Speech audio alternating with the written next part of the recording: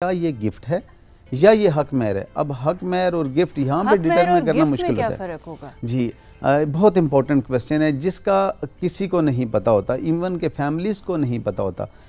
دو طرح کی چیزیں ہوتی ہیں. حق مہر بیسیکلی شادی کے عوض جو طے شدہ ہے. شریعت میں شادی کی تین ہی لاء میں بھی اور شریعت میں بھی تین شرائط ہیں شادی کی. نمبر 1 ایجاب، نمبر 2 قبول اور نمبر 3 حق مہر.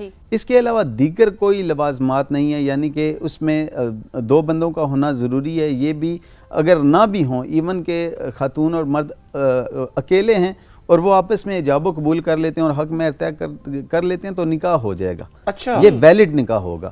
اب اس میں ایشوز کہاں آئیں گے؟ جب خدا نخواستہ دونوں میں سے کوئی ایک ڈینائی کرے گا کہ ہمارا نکاح نہیں ہوا. ٹھیک ہے، اس لیے گواہ رکھا جاتا ہے. جی ہاں، اب اس گواہ کا جو ہے وہ ڈسپیوٹ کے ریزولوشن کے لیے گواہ کی ضرورت ہے. کہ سپوز ایک ڈینائی کرتا ہے کہ یہ کنڈیشن نہیں تھی تو وہ وٹنسز کا ہونا ضروری ہے.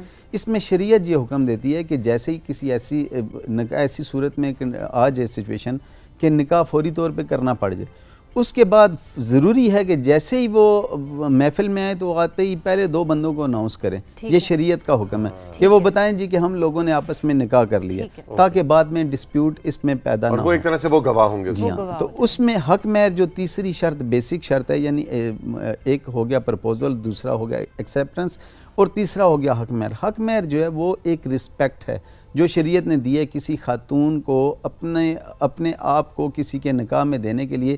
جو اس کا ایک ریگارڈ ہوتا ہے، ایک رسپیکٹ ہوتی ہے، اس کے طور پہ حق مہر مقرر کیا جاتا ہے.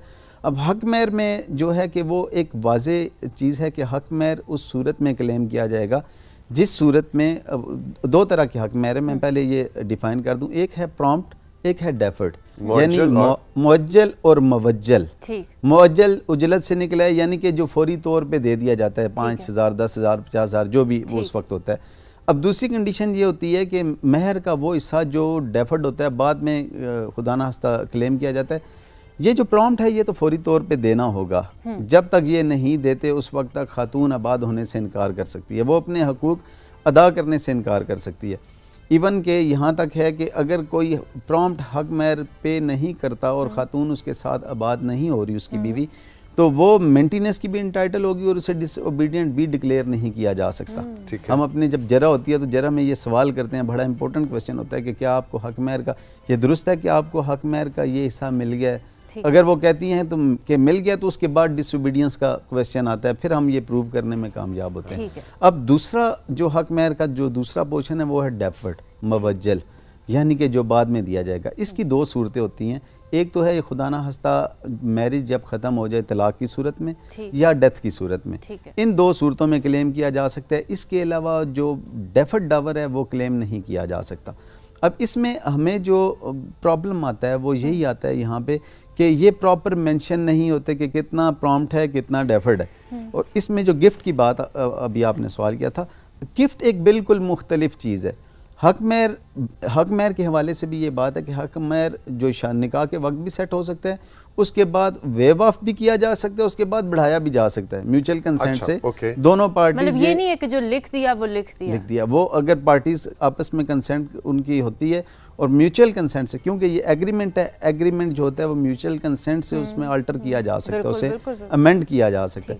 اگر دونوں پارٹیز ایگری کرتی ہیں اس بات پہ تو وہ بعد میں بھی حق مہر کی رقم کو بھی امینڈ کر سکتے ہیں.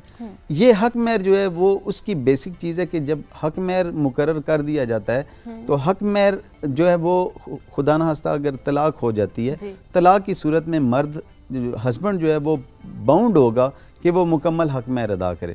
اور خلا کی صورت میں خاتون کو ویو آف کرنا پڑے گا یہ رائٹ.